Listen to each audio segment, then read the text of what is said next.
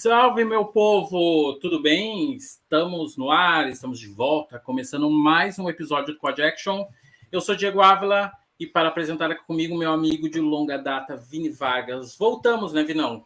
Eu poderia até cantar aquela musiquinha, mas eu vou deixar para não cantar, vai que as plataformas nos bloqueiem, Bloqueio, né? né?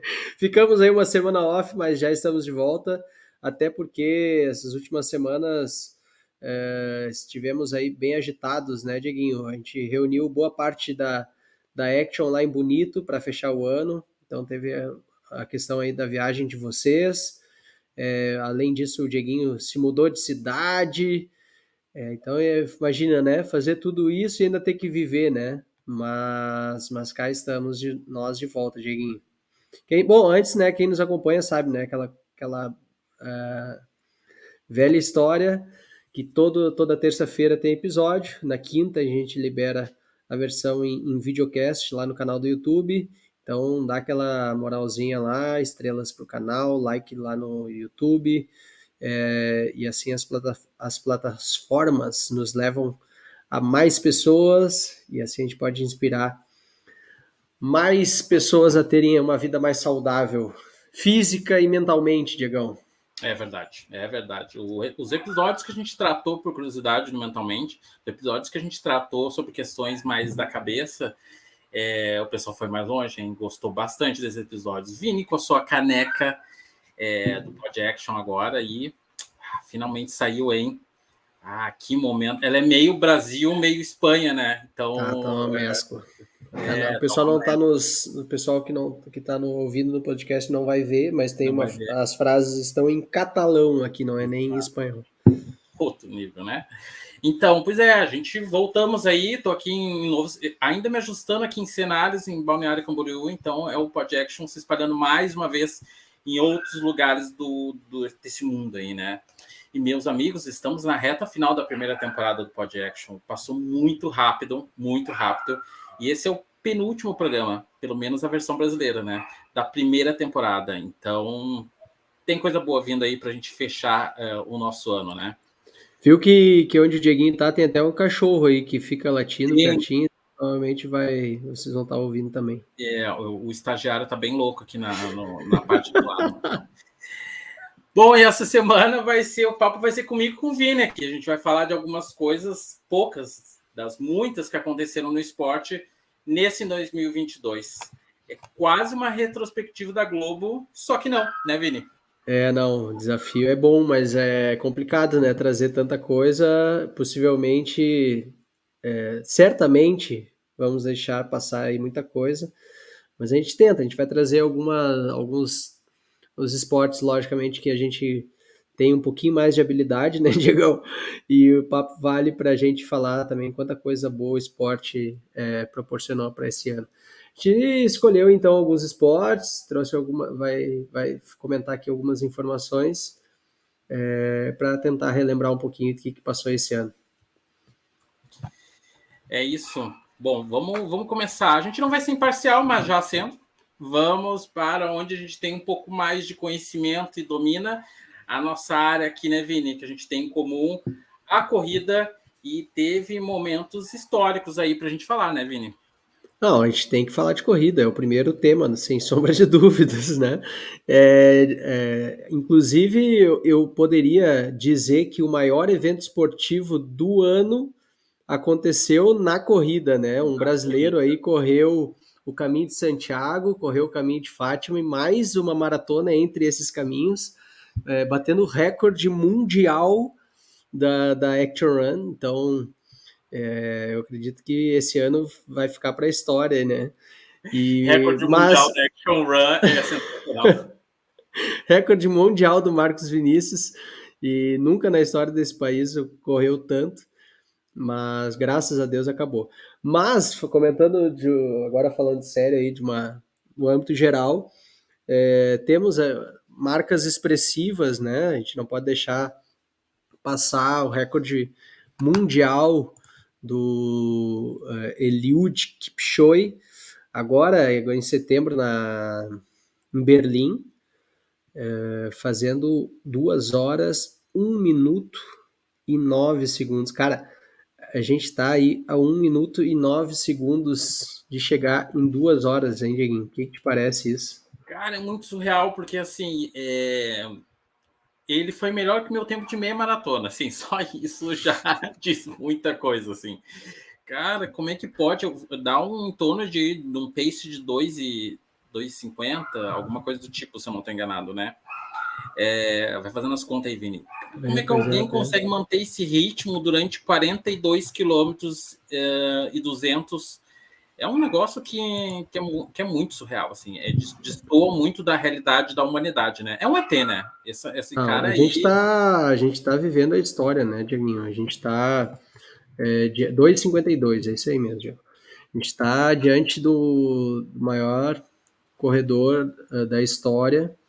E, lógico, não é só por essa marca, né? Essa marca já diz, logicamente, muita coisa. Nós já tivemos outros que bateram recorde mundial também na época, que marcaram história, inclusive um brasileiro, Ronaldo, que na época foi o primeiro a correr abaixo de a pace de 3 e já era história. Então, só que esse cara, inclusive ele ainda está fazendo história porque ele está agora com a meta de correr todas as majors e ganhar todas elas, né? Não só correr, como ganhar todas elas. Então ele agora já confirmou a ida para Boston, deve correr Boston, provavelmente vai ganhar.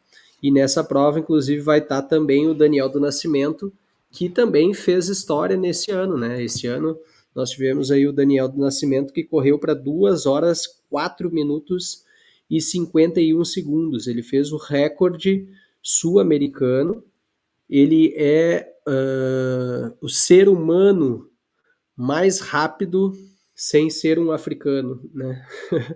Temos, logicamente, marcas mais rápidas que essa que ele fez, mas todos eles de africanos. E ele é o não africano mais rápido do mundo, que ele fez em Seul, na Coreia. Ou seja, ele fez essa marca numa prova que nem é tão tradicional, assim, né? Não é tão conhecida. Eu fico pensando dele correndo em Berlim, por exemplo, onde vai estar tem toda uma estrutura, né, de pacers, de pessoas na rua. Lógico que o Daniel Nascimento ele é ainda muito novo, ele já errou algumas maratonas, ele errou nas Olimpíadas, na estratégia dele, agora há pouco ele fez a maratona de Chicago, será que eu vou me equivocar? Ou de Nova York? Putz, agora me deu um branco. E ele errou a estratégia também. Ele fez 30 e poucos quilômetros na frente, correndo sozinho. Só que aí no quilômetro 30 já começou a ter problemas e abandonou a prova. Mas é sem dúvida, um corredor aí que está marcando história, já está fazendo história e que ainda vai fazer mais, né? 23 anos, estava olhando aqui. 23 anos, é muito novo, né? É muito novo. Cara, é uns negócios assim muito. A gente comentou com o Gabriel lá do. Eu me lembro quando a gente começou o episódio com o Gabriel, lá, o episódio 24, que é qual é o limite do corpo para o treino. Eu me lembro que começou perguntando para ele assim, na verdade, qual é o limite do corpo, né? Esses caras, se há um limite, eles estão muito chegando ali, né? Ou eles estão criando novos limites, né? Porque não é que eles chegaram num teto, eles são o parâmetro, né? Eu acho que quando um esportista chega nesse nível assim, eu acho que realmente que vai ter uma quebra aí de abaixo de 2 horas, fazer uma maratona, óbvio. E aí talvez ele chegue no topo do que ele pode fazer, né? E depois eu acho que vai levar um bom tempo ainda para a gente encontrar uma outra pessoa que consiga fazer isso, mas deve acontecer também, né? Alguns anos, de repente décadas para poder chegar a isso. Mas é um negócio que o corpo humano é muito surreal esse cara aí. Não dá nem para descrever em palavras o que ele faz, porque e ele quebrou o próprio recorde dele, né? O recorde Não, ele já vem quebrando recordes atrás de recordes. Eu, inclusive, tenho a teoria de que ele. Porque é o seguinte, né? Nessa prova que ele bateu o recorde mundial, ele passou a meia maratona para baixo de 1 hora. Ou seja, ele veio para fazer a sub 2 horas. Ele passou para 59 alguma coisa na meia maratona. Na meia ele fez em 59 minutos de alguma coisa. Que ele já veio para mostrar que ele ia vir para fazer sub 2 horas. Aí tu pensa o seguinte, Cara, tá? Ele fazem 21 quilômetros, o que tem pessoas que fazem 10. Tem noção disso? Não, que é uma boa marca nos 10, né? Vou te dizer. Não, que é uma ótima marca, exatamente. Não, e até assim, ó, aí tu imagina o cara que tá acompanhando com ele, porque ele tá correndo com um pelotão, né? Aí tu imagina que tu tá no pelotão com ele ali, aí tu olha o teu relógio quando tu passa a meia maratona e tu vê 59 minutos. Ou seja, ele foi o único correr abaixo das 2 horas numa não oficial. Ou seja, ele tem na mente dele que ele consegue fazer, né? Mas os outros, todos que estão ali acompanhando, olham no relógio e pensam assim, nem vou dizer aqui a palavra que eles pensam, mas é isso, né? Imagina, tem como.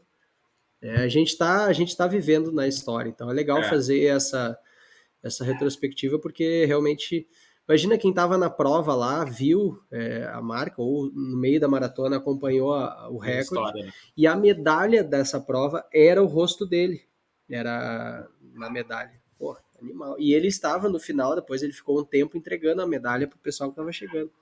É aquilo, né, que eu falei, Surreal, assim, não é que ele chegou no topo, ele Não, já é um monstro.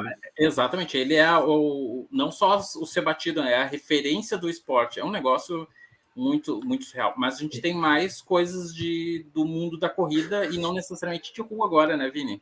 Cara, tem trazendo um pouco para o trail, né? A gente falou esse ano também aqui no podcast. Tratamos sobre trail e, cara, no trail tem um outro monstro, um outro surreal, que é o Kilian Jornet, que é aqui espanhol, e que ele sempre foi, né, assim, fora de série, ele já muito, muito novo, quebrou muitas marcas, e esse ano, agora de 2022, tem a famosa, a maior prova de trail, acho que pode-se dizer assim, que é a UTMB. Não é a maior, E ele, claro, vão todos os tops, né? Vão todos os fora de série vão para essa prova. E ele ganhou pela quarta vez, né? A quarta vez que ele ganhou a prova esse ano. E ele baixou de 20 horas, a distância de 171 quilômetros. Imagina que são 171 quilômetros subindo 10 mil metros de ganho altimétrico. Cara, é muita coisa. Vamos dizer que ele tivesse corrido 271 Não, repete, quilômetros. quanto de ganho de altimétrico? 10 mil metros, tá? 10 mil Cara, metros. Faz 300, já faz todo errado. E aí ele fez 171 quilômetros. Botar que se ele fosse correr, seria aí como se ele estivesse correndo 270 quilômetros para 19 horas. Cara, é muito surreal. 19 horas e 49 minutos. Ou seja, baixar de 20 horas essa prova, ela é um grande desafio. E ele baixou, então, da famosa marca das 20 horas. Se eu não tenho nada, acho que era dele, tá? Posso estar errado, mas eu me lembro que em 2008 ele chegou a quebrar o recorde na casa das 20 horas ali, e ele tinha 21 anos na época, isso em 2008. E ele tá com 35 agora, 35 para um atleta profissional já é uma idade que o corpo pesa. No trail normalmente essa idade o pessoal tá rendendo bem, assim, né? É um esporte que a experiência ela é importante. Então, normalmente tu vê grandes atletas com 35 anos não é velho, né? Mas normalmente o trail ou a própria maratona, o pessoal normalmente entra um pouco mais velho, assim, um pouco já nessa idade. Daniel do Nascimento, por exemplo, ele é um fora da curva, assim, porque ele é super novo para estar correndo essa distância. Normalmente eles rodam mais antes, né? Meia maratona, 10 mil, 5 mil. E, cara, o Kilian Jornet, imagina que a gente está vivendo a história em dois esportes. A gente está com dois extraterrestres aí, né, no meio entre nós. Verdade. Bom, vamos pular de esporte, vamos para um que está bem em evidência. Vamos continuar falando de corrida, Diegão.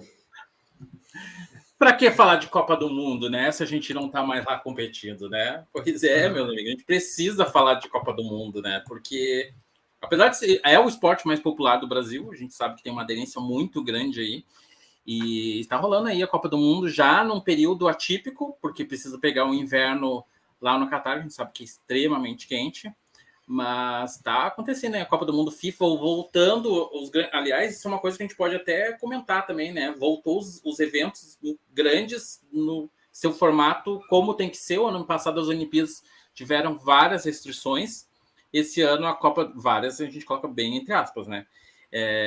Mas esse ano a Copa do Mundo volta no seu formato normal, ela não pegou a pandemia, né? Então ela não sofreu nenhuma consequência nesse aspecto, pelo menos o evento principal, né? Então a Copa está acontecendo, estamos aí a poucos, se você está ouvindo agora, hoje já está acontecendo a primeira semifinal. Então vamos ver o que vai acontecer, né? Acho que só uma notícia. Posso errar bastante, tá? Mas acho que o Marrocos chegou no teto dele. Ali ele não vai mais do que isso. Já teve, contou com sorte, com tudo mais, mas já deu, né?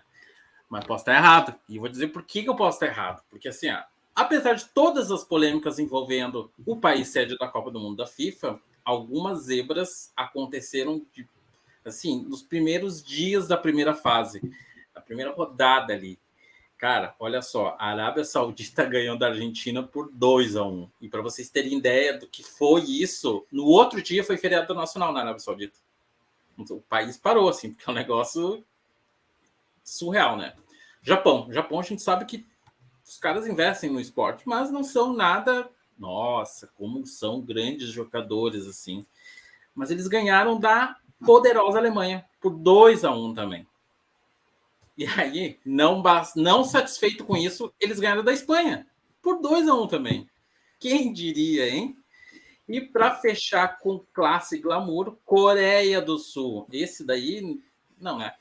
Ganhou de Portugal por 2-1.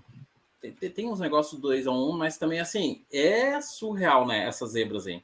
Aí tem quartas de finais. Quartas de finais, cara, Marrocos ganhou de Portugal por 1-0.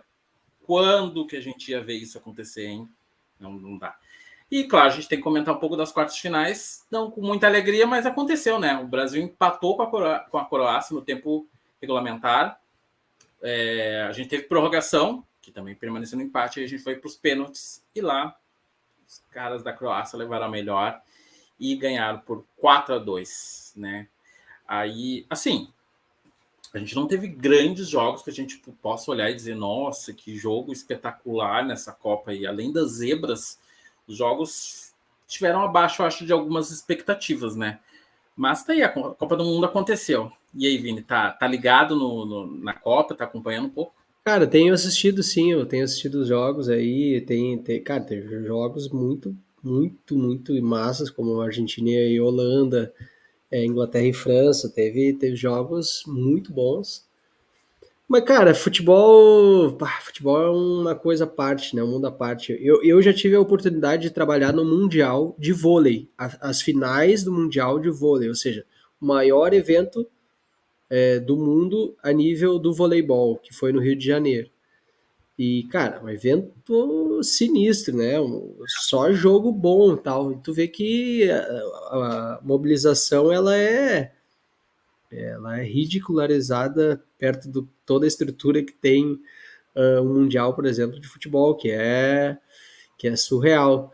E aí tem várias curiosidades, né? Se a gente falar dos jogos é sempre Copa do Mundo é animal, cara, tem muito jogo bom, eu particularmente olho muito também a parte da arbitragem, tem árbitros brasileiros aí que estão apitando jogos importantes, inclusive agora com a queda do Brasil, a chance de um brasileiro apitar a final aumenta, o que eu acho muito massa. Porque na primeira fase, um parênteses, primeira fase, todos têm a chance, né? É a primeira rodada da primeira fase, todos têm chance. A partir dali, os árbitros precisam conquistar as suas vagas para poder voltar Eles vão sendo avaliados, né? A cada jogo eles recebem análise, eles são avaliados, depois ele passa por um delegado lá do esporte que vai estar dando as notas para eles, tem reuniões, é animal, a estrutura, eu imagino para o árbitro de futebol ainda deve ser com toda a função que tem, que eu acho que é uma Copa do Mundo que está sendo marcada por essa questão também do VAR, que eu acho sensacional. a nível de futebol é um evento mega, mega, mega profissional. Os árbitros são os melhores, o VAR, a estrutura ali toda para acompanhar, e obviamente vai ter erro também. Se não tivesse o VAR, teriam mais. Sim, Com o exato. VAR vai ter também, então não é que o VAR vai acabar, não, mas diminui. Mas se a gente for olhar nos bastidores, também tem muita curiosidade aí sobre a Copa, não tem, Dieguinho? Tem. Deixa eu comentar aqui uns negócios, alguns bem pontuais, assim. É a Copa do Mundo mais cara até o momento. O Catar, que não tem um histórico esportivo, muito menos de futebol, muito conhecido. Porém, ele utilizou da Copa para poder investir mais no turismo e também, claro, poder entrar no mercado, principalmente de futebol, com muita força, tá? O Catar investiu nada mais que 200 bilhões de dólares. Pensa nisso, 200 bilhões de dólares. Aí você fica pensando, mas se o Brasil conseguiu fazer a Copa, como é que o Catar gastou tanto? Vou dar um exemplo. Eles construíram uma cidade para o torneio. A cidade de Lusail, que fica a 24 quilômetros de Doha, que é a capital do país. Tem noção? Os caras construíram uma cidade. Bom, aí a gente consegue entender um pouco dos gastos, né? Tem um estádio, o estádio 974. Esse vai entrar para a história da Copa. Olha só. Ele foi a primeira arena no padrão FIFA completamente desmontável e reutilizável. Os containers são todos certificados, como precisa ser, né? O que quer dizer que o estádio ele pode ser desmontado e reconstruído com os mesmos materiais em outro lugar. E se quiserem construir um estádio também com esses containers, né? O nome 974 faz referência ao número de containers utilizados para levantar a arena. E se eu não estou enganado, esse estádio tem, cada container tem assinatura de quem ajudou a construir, alguma coisa do tipo assim. Bom, pulou de 23 para 26 jogadores o número dos convocados para a seleção, o que faz bastante sentido, já que a gente também aumentou o número de substituições por jogo, né, que passou para 5 agora. O último Mundial, com 32 seleções. A partir de 2026, são 48 seleções poderão participar do torneio, o que levará o número de 80 para 64 realizadas até então. Bom, aí a gente tem duas análises, a gente pode fazer isso. Primeiro, vai ser uma Copa meio várzea, a próxima, porque a gente não tem 48 seleções num nível para jogar a Copa do Mundo, mas tudo bem. E a segunda coisa é que a gente vai ficar mais horas na frente da televisão olhando Copa do Mundo. Então já dá para se programar para as férias de 2026, minha gente. É isso. Lembrando que daqui a 3 anos vão ser daqui a 4 anos vão ser 3 países sede: Estados Unidos, México e Canadá. Um dos motivos é já que tem um aumento bem grande de jogos, precisa se espalhar ainda mais pelos lugares para poder sediar tantos jogos, né? Então eles estão fazendo aí em 3 países, que ficam meio que todos conectados ali pela mesma região, né? E aí eu sugiro que se você quiser ir nessa Copa, comece a economizar a partir de agora. Porque se foi caro você ir para o Catar, e está sendo caro, então imagina ficar perambulando 3 países para poder assistir a Copa, né? Já começa a fazer o cofrinho agora. A edição de 2022 vai pagar o prêmio mais caro até o momento. Serão 42 milhões para o primeiro lugar, dólares. 42 milhões de dólares para o primeiro lugar, 30 para o vice-campeão e 27 para o terceiro lugar. Todos ganham uma premiação, tá? Mas a gente está destacando os 3 primeiros. Pela primeira vez na história, o time de arbitragem terão mulheres, né? 6 profissionais estão entre os 36 árbitros, 69 assistentes e 24 árbitros de vídeo. O Brasil está representado pela auxiliar Neuza Bach. Falando em mulheres no futebol, a TV Globo anunciou esse ano, em abril, que a narradora Renata Silveira foi escalada, né, para comandar transmissões da Copa. Com isso, a profissional se torna a primeira mulher na história da emissora e da TV aberta no Brasil a narrar uma partida de Copa do Mundo de futebol. E ela narra muito bem. Se você não viu, a mulher manda bem pra caramba pra narrar. Porra. E aí, Vinão, o que tu achou disso? Não, essa aumenta ainda mais essa visão, né, da grandiosidade do evento. E aí, trazendo a questão das mulheres no futebol, a gente pode trazer sobre o futebol feminino, que esse ano também teve aí quebras de recorde, né, no futebol feminino. Teve no Brasil, aí teve as 2 partidas do Campeonato Brasileiro de Futebol Feminino que foram históricas, né? O Corinthians e o Inter chegaram à final do torneio e eles divulgaram muito bem, fizeram a campanha, né, para a questão dos torcedores, para que eles comparecessem na partida. E aí deu certo, porque na primeira partida, em setembro, no Beira-Rio, tinha 36 mil pessoas, né, que tiveram presente. Até aquele momento ele era o recorde do público numa partida de futebol feminina no Brasil, que acabou empatado em 1-1.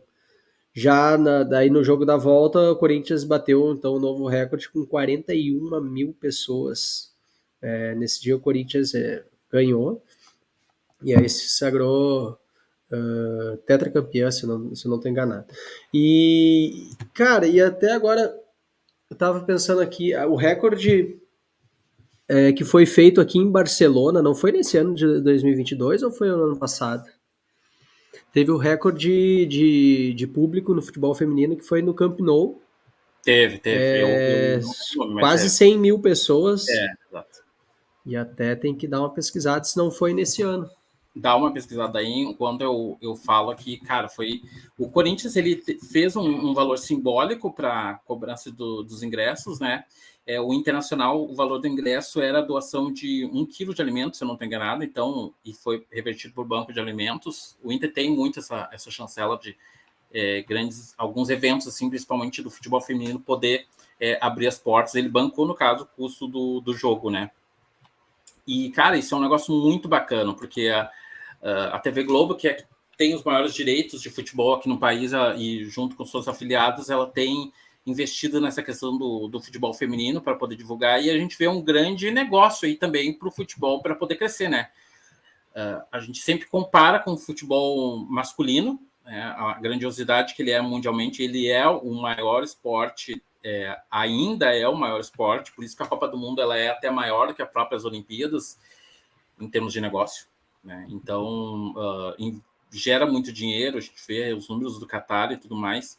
Então, a gente tem uma ótima oportunidade ainda do futebol feminino se desenvolver e muito aqui no Brasil. A CBF já está em cima aí dos times para poder aumentar ainda mais, né, os fundos, os investimentos, os negócios que os times precisam ter para poder ter o futebol feminino, as categorias também de futebol feminino muito forte. Cara, isso foi muito legal. Eu vi os 2 jogos. O segundo eu não consegui totalmente olhar o segundo tempo, mas muito bacana, assim, estádio cheio, muito lindo de ver. E a gente tem uma curiosidade, né? O público, cara, destoa muito o público do futebol masculino para o feminino, assim. Do encontro de todos os tipos, né? Tanto masculino como feminino, mas no feminino o negócio, o encontro é muito mais lazer, tem muito mais família, porque também tem menos risco de violência, né, aqui dentro dos estádios, na questão do futebol feminino, mas foi algo muito importante que a gente viveu aqui, né, então, muito bacana isso. Não, aqui, ó, eu não tava louco, ó, 30 de março de 2022, 91.553 pessoas para ver o jogo entre Barcelona e Real Madrid nas semifinais, acho que era da Champions feminina. Cara, 91.500 pessoas é muita gente. Champions legal, feminino né? que é muito legal, sensacional, e é isso mesmo. E, aliás, Champions, que a premiação da masculina e feminino já é igual, né? O valor do prêmio já é o mesmo, independente. Isso é um bom sinal, né? Vamos aí, Diegão. Próximo esporte, vamos trazer um pouquinho de ginástica, não? Vamos falar aqui de ginástica artística. Aqui no Brasil é mais conhecido como ginástica olímpica, né? Em setembro aconteceu o Campeonato Mundial de Ginástica Olímpica em Liverpool. O Brasil, claro, ganhou suas medalhas, né? Rebeca Andrade, ela já atualmente é o nosso maior nome nesse esporte, tá? Masculina, feminina, ela arrasa, assim. Levou 2 medalhas, ouro no individual geral e bronze no solo. Colocando ela já no hall dos maiores ginastas brasileiros e tende a crescer muito mais. Acredite-se bastante de que ela ainda vai trazer muito mais títulos e vai crescer mais do que já tem, né? Arthur Nori, que também já é bem conhecido, esse ano voltou ao pódio e levou medalha de bronze na barra fixa. Esses 3 pódios já é um recorde para nós, porque nós tínhamos 2 no máximo no campeonato e levamos 3, então já ultrapassamos a nossa própria marca e ficamos em 5º lugar no quadro geral de medalhas. E é muito legal de ver, Vini, isso, porque assim, não é um esporte que as pessoas conhecem, né? Mas ainda assim não é algo popular de gente colocar uma criança para fazer praticar ginástica, né? Olímpica no dia a dia. A gente vê algumas pessoas, mas assim, é muito aquém do que poderia ser, né? E a gente também não tem grandes estruturas espalhadas pelo país, são locais específicos, né? Que tem em alguns lugares que tem para as pessoas poderem começar a praticar, viver um pouco desse esporte. Isso é muito bacana, apesar do pouco investimento que a gente tem em relação a esse esporte, né? Eu posso estar falando bobagem, assim, mas eu acho que de certa forma pode ser que seja um esporte um pouco caro, porque é em clubes, né? Normalmente são clubes que têm essa estrutura, né? Falando do Rio Grande do Sul, eu sei que é o Grêmio Náutico União, que é muito conhecido, a Sojipa, que é muito conhecido, então são normalmente grandes clubes que, claro, têm seus projetos, certamente tem projeto social, tem tudo, mas a nível de acesso, eu acho que é um esporte que ainda dificulta um pouquinho, né? Sim. É legal ver essa crescente, já vem de alguns anos já, né? Que vem marcando história, desde a Daiane, que fazendo movimentos que nunca tinha sido visto no esporte, depois Criando movimentos com o nome criando dela. um movimento. Então, muito legal. E nesse Mundial aí que teve em Liverpool, a americana, aquela que nas Olimpíadas acabou se Simone afastando, Biles. Simone, ela não está participando, né? Também ela decidiu já também se afastar um pouco do esporte. Então, isso sabe porque ela era muito forte, né? Ela era uma atleta também que realmente estava sempre na ponta, né? Então, bom demais ver esses grandes feitos, assim. E falando em grandes feitos, e também já passando para outro esporte, eu tenho que falar desse outro esporte que é um esporte que eu tenho um carinho muito grande. Já fui professor de tênis, sabia, Diegão? Gosta isso aí, tô ligado. Tu gosta, né? Então, o tênis esse ano teve nada mais, nada menos que a aposentadoria do, do que é considerado por muitos, inclusive por mim, o, o top, né, do tênis, que é o Roger Federer. Não, e não só do tênis, né? Como um Ah, atleta. cara, como esportista, como É, atleta, o cara é muito diferenciado. O cara tá sempre bem, o cara tá sempre na ponta. Em momentos decisivos, ele tava sempre demonstrando, logicamente que ele tava, mas ele sempre demonstrou muita tranquilidade, muita frieza, assim, ele era um cara diferenciado, né? Tanto é que ele conquistou nada mais, nada menos que 20 grandes lãs, liderou o ranking aí por 310 semanas, né? Tu tem aí também os dados, né, Diego? tem. Foram 310 semanas como número um do mundo. E olha só, 237 consecutivas. Imagina? Não, o cara é muito sinistro, né? Nada mais do que, além disso, todas essas conquistas, o cara tem um ouro, uma prata nas Olimpíadas. E esse ano no tênis também foi tão marcante que outro cara que também é fora de série, É, tá meio sempre, ET. na verdade, o casal, né? Porque o Federer e o Nadal estavam sempre eles ali disputando. O Nadal também esse ano ele conquistou maior número de grandes lãs da história, com 22 grandes lãs, sendo que ele fez disso ele ganhou 14 Roland Garros. Então, pô, a gente tinha a época na áurea época do Do Guga. Guga Kirten, né, fazendo os seus espetáculos lá em Roland Garros, e o cara ganhou 14, nada mais, nada menos que 14 lá. É fora de série. É muito surreal isso daí. Não, é meio ET, sabe? Uns negócios assim que não dá para entender isso daí. Ele tem 103 títulos da ATP em simples no total. Só isso. Só. É muito surreal. O cara tem números com 3 dígitos assim de recorde. É fora da curva. Falando em fora da curva, deixa eu comentar um negócio. Legal é que o cara que tá correndo agora, e ele daqui a pouco tá correndo, escutando o Podjaction, tem aquele, normalmente o cara que tá correndo sempre fica ligado para ver se os cachorros não estão latindo atrás, o cara escuta o nosso Podjaction, acha que que é o cachorro que tá correndo atrás aí, Dieguinho. Ele, né? Não, os estagiários estão muito loucos aqui na sala do lado. Cara, deixa eu te falar um negócio que o Brasil é bom, cara. Muito bom. Surf. Quem diria, hein? E quem diria não, mais ou menos, né? Porque tinha uma forte tendência um dia a gente chegar a isso, né? E chegou, cara. Chegou. A gente tá vivendo bons tempos, já fazem alguns anos. Olha só, de Pô, 2000. Diegão, quem sabe agora tu em Balneário Camboriú aí já não É começa a menor, pegar umas ondas. não tem a menor condição. Eu sou uma pessoa totalmente desequilibrada para poder praticar surf. Deixa eu te comentar. Cara, de 2014 para cá, nós ganhamos 6 títulos mundiais dos 8 disputados.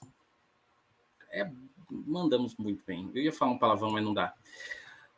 Gabriel Medina levou 3 em 2014, 2018 e 2021. Adriano de Souza levou em 2015. O Ítalo Ferreira ficou em primeiro em 2019. E este ano foi a primeira vez que Felipe Toledo levou o título de campeão mundial, sendo que o segundo lugar também ficou com o brasileiro, o Ítalo Ferreira. Cara, essa galera é conhecida como a Brazilian Storm, e não à toa, né? Os caras, o movimento realmente são um fenômeno, né? O ano que vem o time composto aí por esse grupo todo aí, se não tem mais atletas também brasileiros, devem fazer um campeonato mundial aí e causar muito barulho mais uma vez, né? Cara, e é legal demais ver que não é um cara, né, que foi lá, despontou e daqui a pouco o Gabriel Medina levou 3, mas, cara, ele levou 3, mas tem mais É uma seleção, 13 né? ali, né, cara? Então, pô, é demais. E aí quando não leva, o outro, o que é segundo também é brasileiro. Então tu vê que não é um cara, né? E eles são todos E muito unidos, são né? todos muitos amigos, né? Isso também faz com que daqui a pouco eles, enfim, troquem informações, estão ali juntos, estão treinando, não, não tem aquela concorrência saudável, né? Que logicamente É, ajuda os dois, na verdade, né? Ajuda os dois, né? Como, sei é, lá, Cristiano Ronaldo e Messi, daqui a pouco um vai puxando o outro, né, cara? Um vai fazendo com que o outro busque ser melhor, assim como a gente comentou agora do Rafael Nadal e do Federer. Então, é massa quando tem essa concorrência saudável, quando um vai puxando o outro, quando é saudável para o esporte, um vai puxando o outro e faz com que para nós brasileiros ainda melhor, né? Porque daí inspira, motiva, e ainda mais agora o esporte sendo olímpico também, né? Então tem maior visibilidade ainda, né? exatamente, né? É a nossa chance aí de irmos mais longe no esporte, um esporte que muita gente pratica, mas ainda é um esporte caro, né? Algumas coisas para a pessoa poder viver aí no dia a dia e nem todo mundo tem acesso. Então, Ah, mas meu, pegar uma prancha aí pro mar ali, Digão. barbada, né? Todo mundo tem mar, né? Agora O tu tá em Brasil é, Balneário aí, meu, tu vai aí, não, pega uma onda e é começa com menor. jacaré. Imagina, sensacional, né? Não consigo, não rola. Já é demais para mim. Vini, a gente poderia falar de muitos outros esportes, Não, mas fechou 40 minutos aí, senão a galera vai ficar louca, porque normalmente o pessoal escuta enquanto tá treinando, né? treinando, né? E aí se o podcast leva 1h30, o pessoal fica 1h30 treinando. Então quando bate 40 minutos, a galera já tá cansada aí, Diegão. Exato. Vini, dá o recado final aí para nós. Então vamos lá, aproveitar para informar que todos que essa semana sai mais um episódio, sai o episódio extra, porque agora a cada 15 dias aproximadamente a gente tem também o podcast em espanhol. Então, se você quer praticar o seu espanhol, pode escutar também. E cara, essa semana tá demais, tá bem legal. A gente falou nada mais, nada menos do que Ultraman. Então vale tentar escutar lá para ver o que acha. E ficamos por aqui, Diegão. Até semana que vem, nosso último episódio da primeira temporada do Pod Action Brasil.